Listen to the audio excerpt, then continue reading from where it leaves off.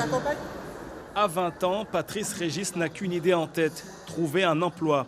Ce jeune originaire du quartier de Copaya est de retour au pays depuis une semaine.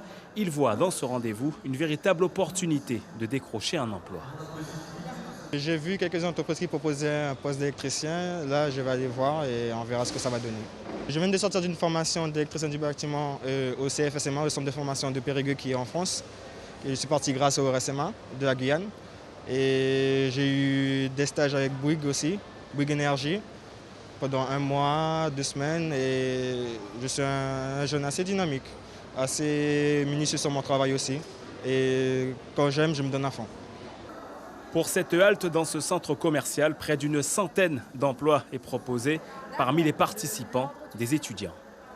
On recherche un travail pour les vacances, parce qu'après on vient d'avoir le bac, donc on continue nos études. C'est juste pour avoir de l'expérience et mettre quelque chose sur les CV, parce que là, il a fallu faire des CV justement, et il était un peu vite parce qu'on vient d'avoir le bac, donc on n'a pas forcément beaucoup d'expérience.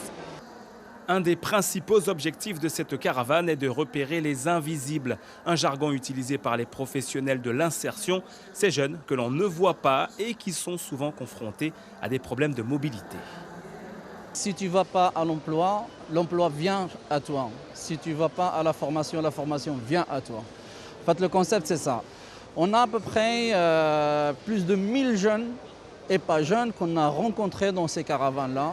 On a des taux de positifs qui sont autour de 30-40%, ça veut dire 3-4 personnes sur 10 arrivent à être insérées. La ville de Matoury envisage de poursuivre l'aventure de cette caravane de l'emploi. Dès septembre prochain, elle sillonnera à nouveau les quartiers afin d'offrir un espoir de vie meilleur à une jeunesse qui rêve d'entrer dans la vie active dans les meilleures conditions.